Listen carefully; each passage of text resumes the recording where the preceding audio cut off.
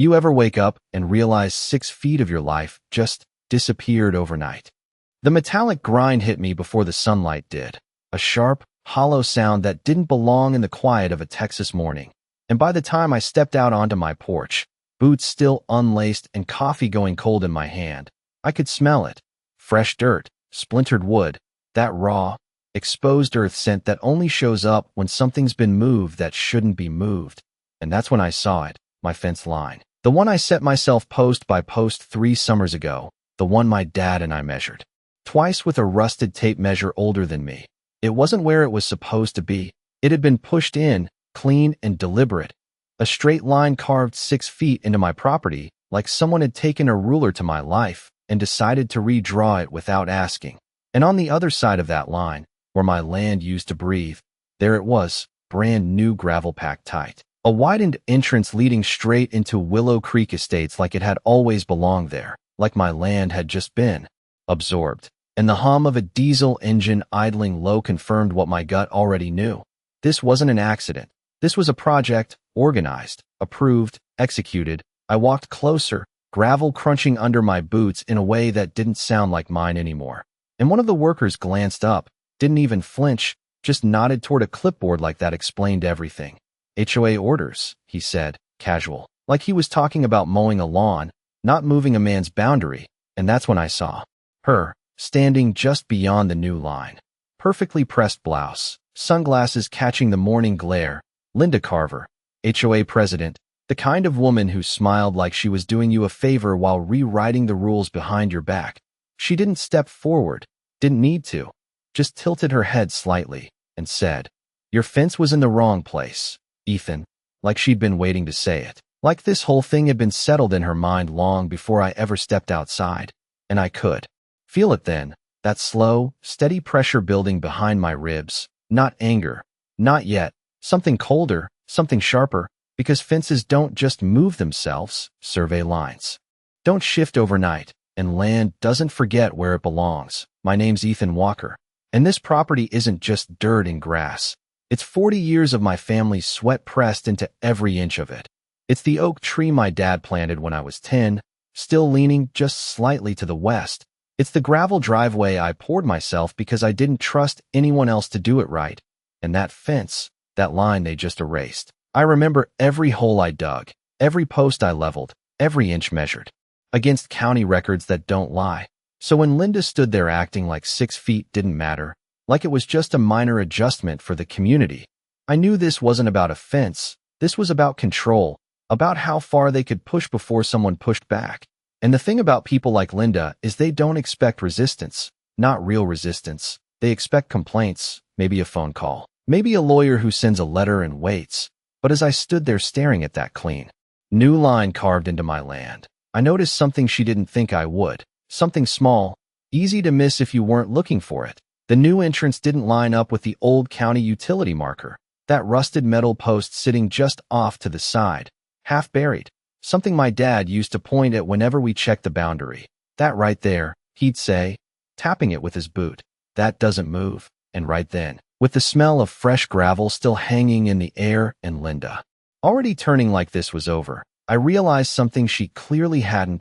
They didn't just move my fence, they moved it onto something they never bothered to measure. And that meant this wasn't finished, not even close. I did not argue with her, not right away. Because arguing with someone like Linda Carver is like shouting into polished glass. Your words just bounce back at you dressed up as something else, cleaner, sharper, and somehow wrong.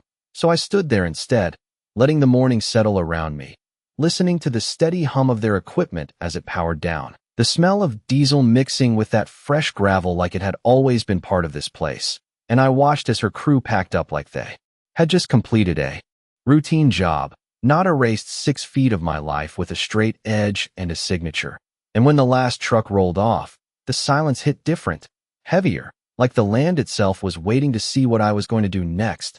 Linda adjusted her sunglasses, gave me that tight little smile that never reached her eyes, and said, "If you have concerns, you can submit them through the proper channels." Like this was a paperwork issue. Like my property line was something you could negotiate in a monthly meeting between coffee breaks and landscaping complaints. Then she turned and walked back toward that brand new entrance, heels clicking against gravel that used to be mine. And just like that, she was gone, leaving me standing there with a boundary that no longer matched the one in my head. I took a slow breath, tasted the dust still hanging in the air, and did the only thing that made sense. I walked the line, step by step, counting it out the way my dad taught me. Heel to toe, steady, deliberate, 6 feet in from where it should have been.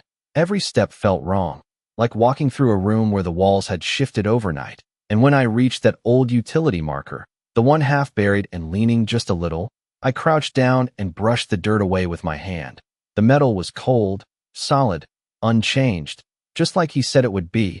That marker had been there longer than the HOA, longer than Linda, longer than half the houses in that neighborhood, and it had not moved an inch, which meant something else had. I straightened up and looked back at the new entrance, really looked at it this time, not as a neighbor, but as someone who builds things, measures things, understands how lines are supposed to meet. The gravel path cut in too clean, too confident, but it did not align, not with the marker, not with the slope of the land, and definitely not with the county map burned into the back of my mind from years of helping my dad maintain this place. And that cold, sharp feeling in my chest settled into something clearer. This was not just overreach. This was a mistake, a quiet one, buried under confidence and paperwork, but a mistake all the same. I went inside, boots tracking dust across the floor, and grabbed the old metal filing box from the hall closet, the one that still smelled faintly like oil and paper. Flipping it open felt like opening a time capsule.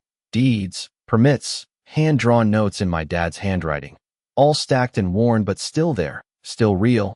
I spread them out across the kitchen table, the paper rough under my fingers, and started matching lines, angles, measurements, comparing what I knew to what I had just seen outside. The clock ticked slow on the wall, each second stretching as the picture came together piece by piece.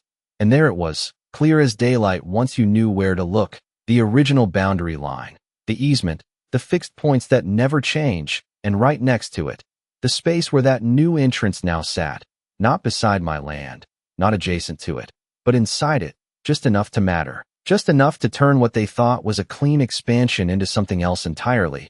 I leaned back in the chair, the wood creaking under my weight, and let out a slow breath, because now this was different. This was not about proving they were wrong in some abstract way.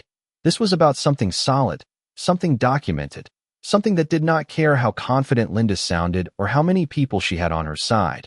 And the more I thought about it, the more I understood why she had moved fast, why this had been done overnight, why there had been no conversation, no notice that mattered. Because if you move quick enough, people assume you know what you are doing, and if you sound official enough, they stop asking questions. But land does not work like that. Lines do not move just because someone says they do. And as I sat there staring at those documents, listening to the quiet settle back into my house, I realized something that made the corners of my mouth tighten just a little. They thought they had taken 6 feet from me, but what they really did was give me something far more valuable. They gave me proof. I did not sleep much that night, not because I was angry, but because once you see a line that should not be there, your mind keeps tracing it over and over, measuring it in the dark like it might shift back if you stare hard enough. And by sunrise I was already outside again, coffee in hand, boots laced this time, walking that same wrong boundary like I was committing it to memory. The air felt cooler, quieter, like the land was holding its breath. And for a moment, everything looked almost normal if you did not know what had been there before, which is exactly how people like Linda get away with things. They rely on the fact that most folks will adjust, accept the new version of reality if it is presented clean enough, official enough. But I was not most folks. I had the papers spread across my kitchen table to prove it, and more importantly, I had something she did not expect: patience. I did not call a lawyer. I did not march into the HOA office demanding answers. I did something far simpler. I went down to the county records office just after it opened. The place smelled like old paper and air conditioning that never quite caught up with the Texas heat, and the clerk barely looked up when I asked for archived plats from the late 70s, just pointed me toward a row of cabinets like this was routine. Maybe it was for him, but not for me. I pulled the drawers open one by one, metal sliding against metal with that dull scrape that echoes in quiet rooms, and started digging, map after map, each one a snapshot of how this land used to be before anyone thought about subdivisions or homeowners associations. And there it was again, that same line, the same fixed points, the same marker I had brushed dirt off just hours earlier. Only now it was printed, recorded, undeniable. I ran my finger along it slowly, feeling the slight ridge in the paper where the ink had settled decades ago. And then I traced outward to where Willow Creek Estates now sat. Neat little lots carved into what used to be open land, and right at the edge, where their entrance connected to the main road. The line did not match what I saw outside my house, not even close. It cut straight through what was now their freshly laid gravel like a quiet warning they had ignored. I took copies, paid the fee, and stepped back out into the sunlight with a folder under my arm that felt heavier than it should have, not because of the paper, but because of what it meant. This was not a disagreement, not a misunderstanding. This was a boundary violation documented across decades, and the best part was, they had done it themselves. No one forced them to move fast. No one made them skip the kind of verification that would have caught this. They chose speed over accuracy, confidence over caution. And now that choice was sitting in my hands in black and white. I drove back home slow, letting the weight of it settle in, because this was the part most people rush. The moment they think they have something and immediately try to use it. But that is not how you win something like this. Not really. You do not swing the moment you find an opening. You study it. You make sure it is exactly what you think it is, and more importantly, you make sure when you act, it is final. I pulled into my driveway and sat there for a second, engine ticking as it cooled, looking at that new entrance across the way, already in use now, cars rolling in and out like it had always been there, neighbors who had no idea they were driving across land that was not theirs, and I could almost hear Linda's voice again, calm, confident, certain she had closed this chapter before it even started, and that certainty was exactly what I needed. Because people who believe they are untouchable tend to stop checking the details. They stop asking the questions that might slow them down, and that is when mistakes stop being small. I stepped out of the truck, gravel crunching under my boots, and this time it sounded right again, because I knew something she did not. This was not about getting my fence back anymore. 6 feet was just the beginning, and as I walked toward that misaligned entrance, folder tucked under my arm, I could feel that cold, steady clarity settle in fully. The kind that does not rush, does not shout, just waits, because lines like these do not need to be defended loudly. They just need to be enforced at the right moment, and I was starting to understand exactly when that moment was going to be. By the third day, the entrance looked like it had always been there, tire tracks pressed deep into the gravel, a steady rhythm of cars rolling in and out like nothing had changed, like 6 feet of my land had not quietly disappeared into their daily routine. And that was the part that almost impressed me. Not the construction, not the speed, but how quickly people adapt when something is presented with enough confidence. I stood by the edge of that new line, hands in my pockets, watching a black SUV glide past me without slowing down. The driver barely glanced in my direction, just another resident using what they believed was their community entrance, and I could not blame them, because on the surface, everything looked official, clean edges, fresh gravel, even a new sign bolted into place with polished metal letters spelling out Willow Creek Estates like it had earned the right to be there. And that sign sat just a few feet past where my actual boundary line cut through the ground, invisible to anyone who did not know where to look. But crystal clear to me now. I took a slow walk along the entrance, measuring again with my steps, feeling the subtle shift in elevation where the land had been graded, noting how the drainage slope angled just slightly off from the natural flow. Small things, but they add up when you have spent your life building on land instead of just living on it. And as I reached the far edge, I saw it again, another fixed point they had overlooked, a concrete utility box stamped with a faded county seal, half buried but still exactly where the record said it should be. I knelt down, brushed the dust off the top, and ran my hand across the rough surface. It had not moved, which meant everything around it had been forced to fit a version of reality that did not match the truth. And that was when the shape of this whole thing became clear in a way it had not before. This was not just one mistake. It was layered, survey errors, rushed approvals, assumptions stacked on top of each other until they built something that looked solid but was not anchored where it should be. And the more I walked it, the more confident I became. Not loud confidence, not the kind Linda carried like a badge, but the quiet kind that settles in your chest when every piece starts lining up exactly the way it is supposed to. I went back inside and spread the documents out again, this time adding the copies from the county, laying them side by side, old lines against new, ink against memory, and I started marking points, connecting them, tracing the exact footprint of where that entrance now sat. The pen moved slow, deliberate, each line confirming what I already knew. And when I stepped back and looked at it, the overlap was not small, not something you could argue away with a minor adjustment. It was significant, enough that any official review would not just question it, it would stop it entirely. And that is when I understood why rushing into a confrontation would have been a mistake. Because right now, Linda believed this was finished. She believed the hardest part was done, that the fence had been moved, the entrance built, and the neighborhood had accepted it. And that belief was exactly what I needed to let grow. I closed the folder, stacked the papers neatly, and set them aside, not hidden, just waiting, because this was no longer about reacting to what they had done. This was about deciding when to respond. I stepped back outside as the afternoon heat started to settle in, the air thick and still, and I watched as another car rolled through that entrance, tires crunching over gravel that sat on land it did not belong to. And for the first time since this started, I did not feel that sharp edge of frustration. It had been replaced by something steadier, something patient, because I knew something they did not.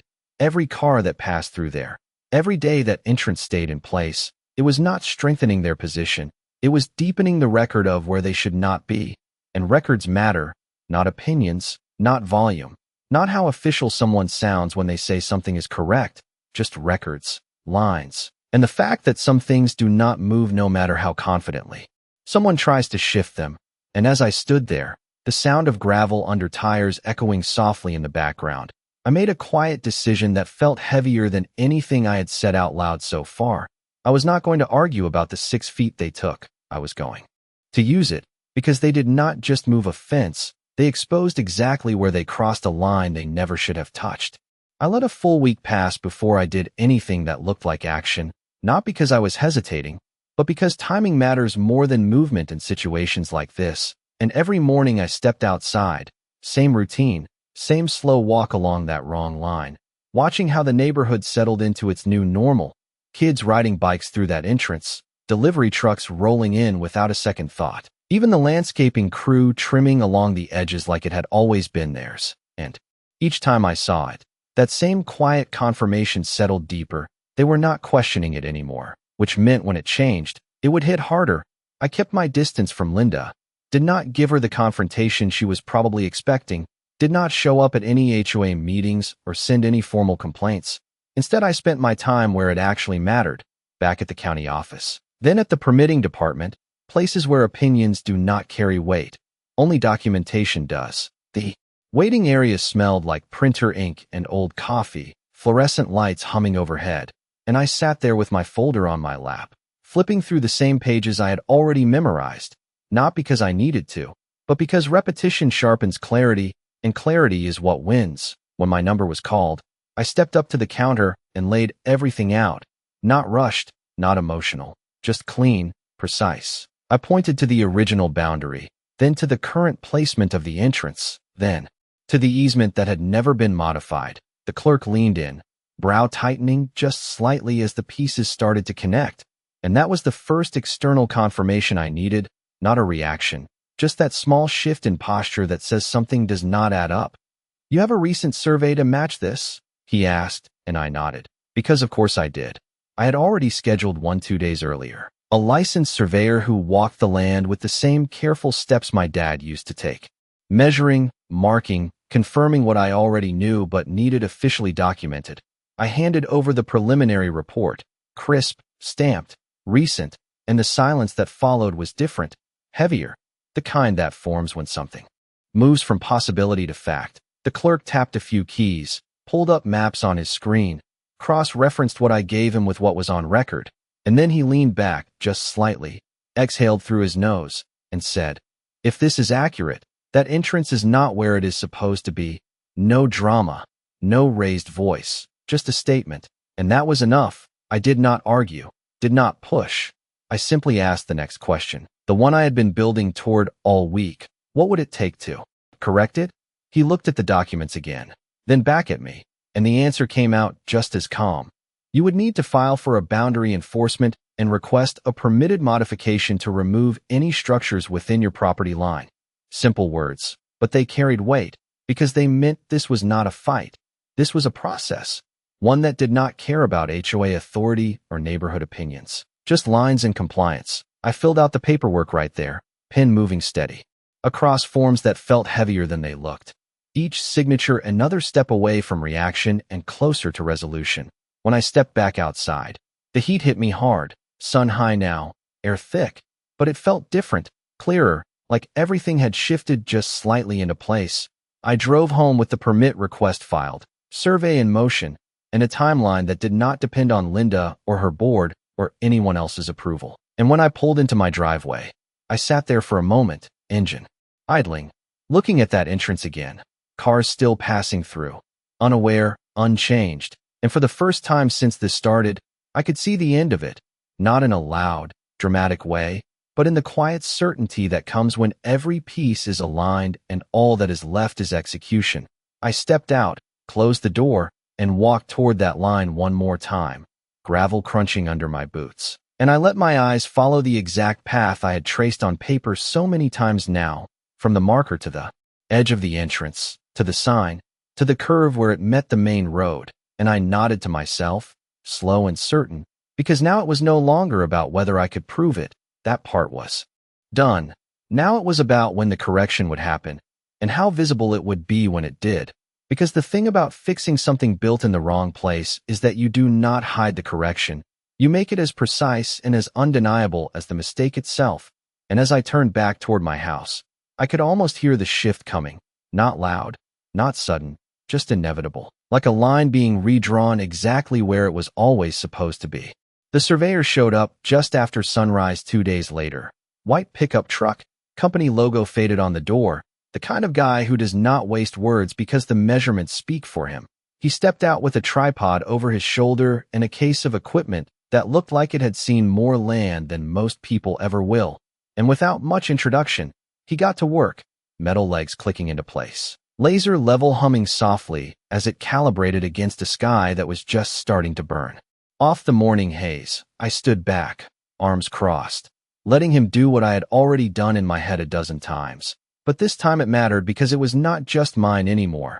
It was official, it was recorded, it was something no one could dismiss with a smile and a clipboard. He moved slow, deliberate, marking points along the ground with bright orange flags that cut through the muted tones of gravel and grass, each one placed with a certainty that did not ask for permission. And as those flags started forming a line, the real line, not the one Linda had decided on, I could feel the shift happening in real time. Not loud, not dramatic, just a quiet correction unfolding inch by inch. A couple of neighbors slowed their cars as they passed, curious, trying to piece together what they were looking at. And I caught a few glances, the kind that lingered just a second too long. Because people notice when something official starts happening on land they thought was settled by mid-morning. The flags told the whole story, a clean, undeniable path cutting straight through the edge of that entrance, right across the gravel, right past the sign, right into the space Linda had claimed as hers. The surveyor walked back over to me, wiped his hands on a cloth, and gave a small nod. Your boundary is exactly where the records say it is, he said, simple, direct, like confirming the sky was still above us. And then he added, almost as an afterthought, that entrance crosses it by about 8 feet at the widest point. 8 feet, not 6, not a minor adjustment, more than what they took from me. And for a second, I just let that number sit there, because numbers do not argue. They do not care about who approved what or how confident someone sounded when they made a decision. They just exist, and this one worked in my favor more than I had expected. I thanked him, watched as he packed up his equipment, the hum of the laser fading as he shut it down, and when he drove off, the flag stayed behind, bright, precise, impossible to ignore. I walked that line again, this time following the markers instead of memory, each step reinforced by something visible, something no one could pretend not to see. And as I reached the point where the entrance cut deepest into my property, I stopped and looked down at the gravel, really looked at it, the compacted layers, the way it had been shaped to guide traffic, And I imagined it not being there. Imagine the land returning to what it was supposed to be, flat, open, aligned with everything else around it. And that image did not feel far away anymore. It felt scheduled. I went back inside and checked the status of the permit request, already moving through the system, survey attached, documentation complete, everything clean, everything in order. And that was the key, because once something like this is documented properly, it stops being personal, it becomes procedural, and procedures do not bend for convenience. They follow steps, and every step I had taken so far was leading to one outcome. I stepped back outside in the afternoon heat, the sun high enough to cast sharp shadows off those orange flags. And for the first time since this started, the entrance did not look permanent anymore. It looked temporary, like something that had not been checked before it was built, like something waiting to be corrected. And I knew at that moment that Linda had not seen this coming. Not because she was not smart, but because she was used to people pushing back emotionally, arguing, reacting, and I had not done any of that. I had just measured, documented, and waited. And as I stood there, watching another car slow down as it passed the line of flags, the driver's expression shifting from casual to confused, I realized the next phase had already begun without me saying a single word, because once the truth is marked clearly enough on the ground, people start to notice, and when they notice, questions follow, and questions have a way of reaching the exact people who thought everything was already settled. The first person who stopped was not Linda. It was one of the residents. Mid-morning, silver pickup slowing down right at the line of flags, window rolling down with that soft electric hum. The driver leaning out just enough to look at the bright orange markers cutting across what he thought was his entrance, his brow furrowed in that way people do when something does not match what they have been told.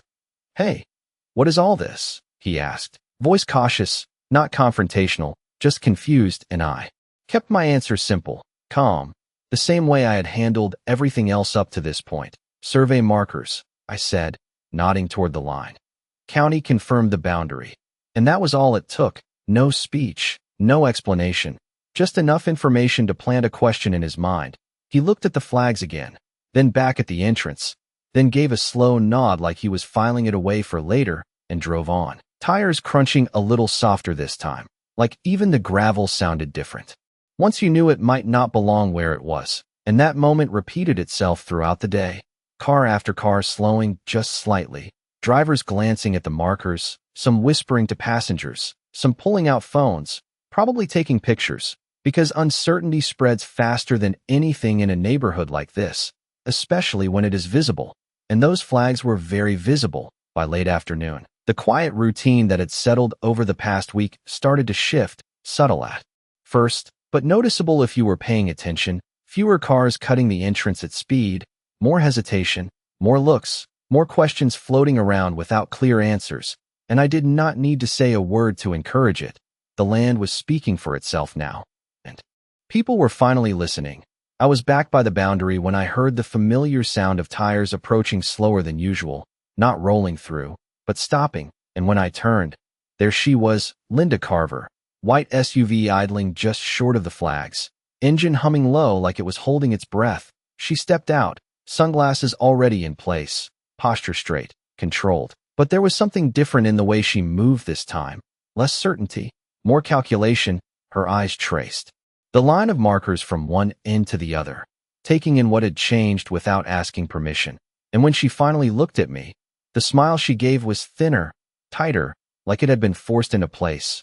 "What is going on here, Ethan?" she asked, tone measured, but not as smooth as before, and I kept my stance the same, relaxed, hands at my sides, nothing aggressive, nothing defensive, just steady, just confirming the property line.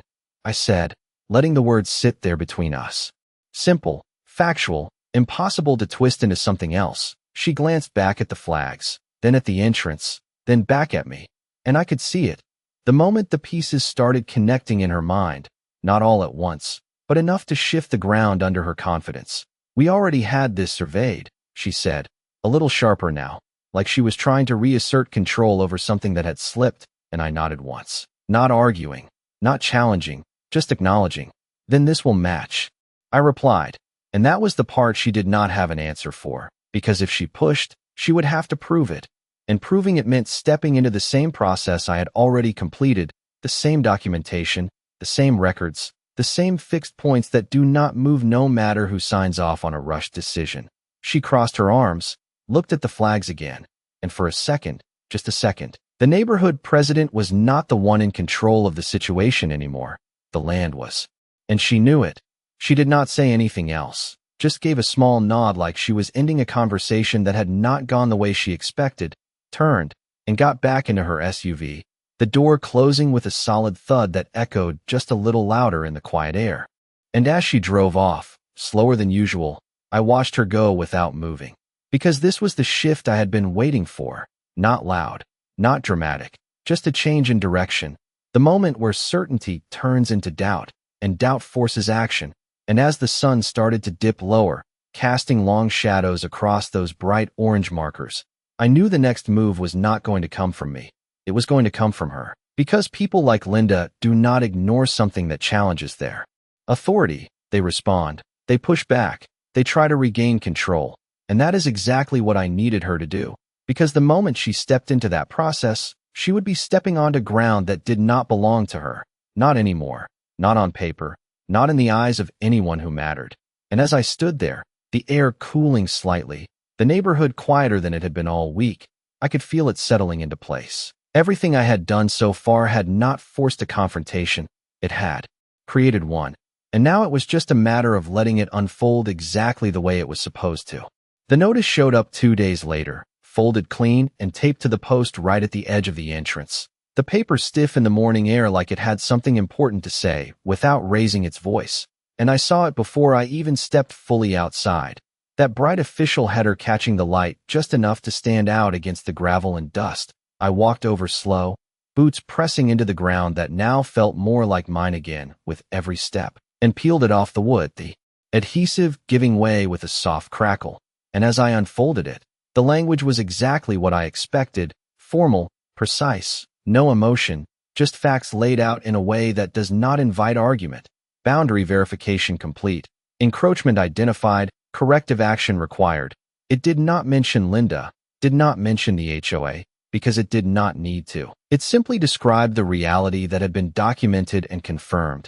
And that is the part people like her never see coming. When something stops being a disagreement and becomes a requirement, I read it once, then again, not because I did not understand it, but because I wanted to feel the weight of it settle fully. This was no longer my word against hers. This was the county drawing a line and expecting it to be followed. I folded the paper back up, slid it into my pocket, and looked out across the entrance, watching as the first car of the morning slowed to a stop just short of the flags, the driver leaning forward, reading the posted notice. Confusion written across his face in a way that could not be hidden, and that confusion spread fast. Within an hour, the entrance was no longer moving like it had before. Cars hesitated, some turning around, others stopping to read. Voices carrying across the air in low conversations, the kind that ripple through a neighborhood when something shifts and no one has the full story yet. And then, right on time, I heard it, the low, controlled engine of Linda's SUV pulling up again, this time stopping closer, almost at the edge of the flags. Like distance was no longer something she could maintain, she stepped out faster than before, the door closing with a sharper sound. Her eyes locked onto the notice before they moved to me. And there it was, not panic, not anger, but something tighter, something more focused, the realization that this was no longer something she could manage with tone and posture alone. She walked up, heels crunching against the gravel that suddenly did not look as stable as it had a week ago, and pulled the notice from the post, scanning it quickly, her expression shifting with each line. And when she looked up at me this time, there was no smile, just a direct, controlled edge. "You filed this," she said, not a question, and I met her gaze without moving. I followed the process. I replied, same calm, same steady tone, because that was the truth, and the truth does not need to be dressed up. She glanced back at the entrance, at the flags, at the cars now lining up uncertainly behind her vehicle, and for a moment the entire situation sat there, exposed, not hidden, behind paperwork or approvals or assumptions. Just the simple fact that something had been built where it should not have been.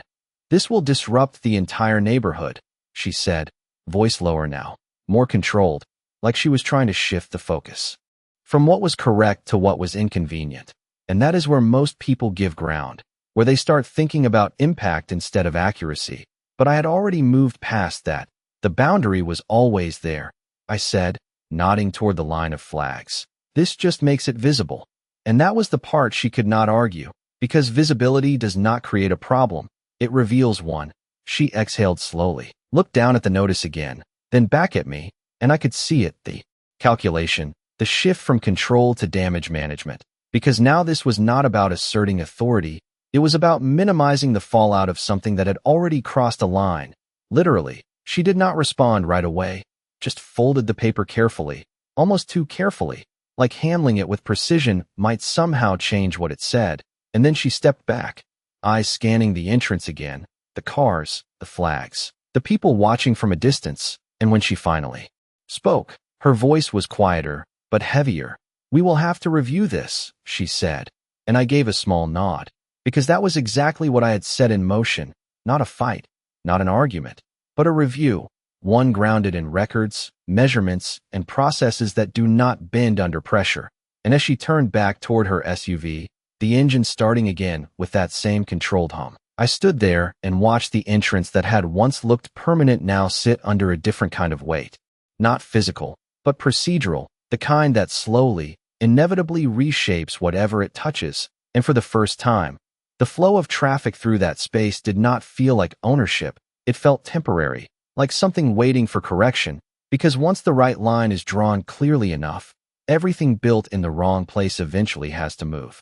It happened early, just after 6 in the morning, the kind of hour where the air still carries that cool edge before the Texas heat settles in. And I heard it before I saw it. Not the usual smooth roll of tires over gravel, but the heavier, slower rumble of equipment, deliberate, controlled, the kind of sound that means something is about to change in a way that cannot be ignored. I stepped outside, and there they were. 2 county trucks parked along the edge of the entrance, hazard lights blinking in a steady rhythm, casting orange reflections across the gravel that had not yet decided whether it belonged there. A small crew moving with quiet efficiency, no rush, no hesitation, just a process unfolding exactly the way it had been approved. And behind them, a supervisor stood with a clipboard, scanning the line of flags that had been sitting there all week, bright markers that had gone from curiosity to confirmation. I walked closer, boots pressing into the ground that now felt settled again, and one of the workers nodded in acknowledgement, not asking permission, not explaining, because they did not need to. Everything had already been decided on paper, and paper, when it is right, does not argue.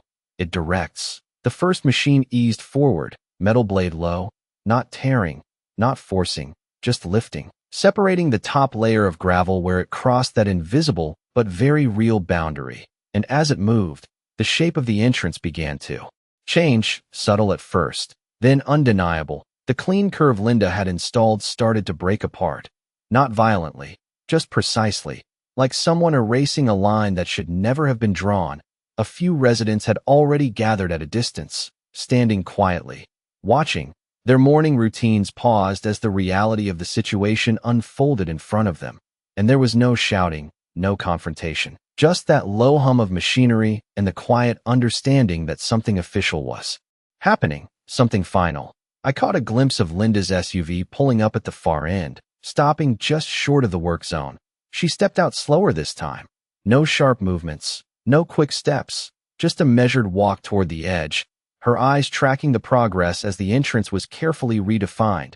And for the first time since all of this started, she did not speak, did not try to control the narrative, because there was no narrative left to control, only a process being executed exactly as it was written. The supervisor approached her briefly, handed over a copy of the enforcement order, pointed toward the flag boundary, and she listened, nodding once, tight, contained, the kind of acknowledgement that comes when there is nothing left to challenge.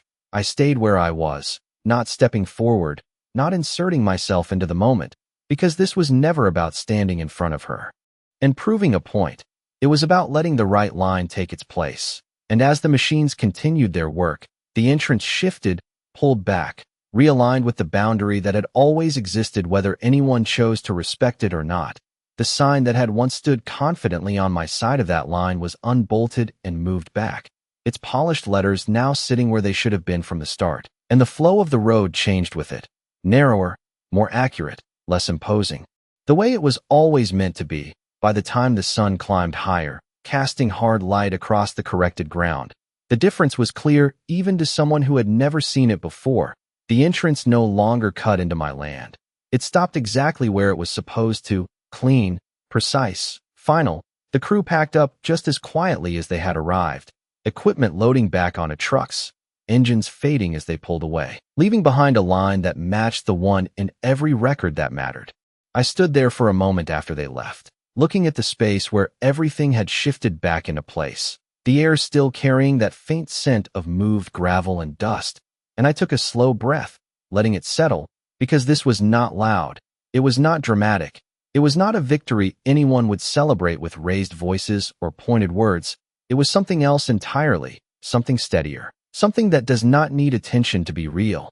And as I turned to walk back toward my house, boots finding the ground exactly where they were supposed to be, I understood it fully. They thought they moved a fence, but what they really did was reveal a line they could not cross.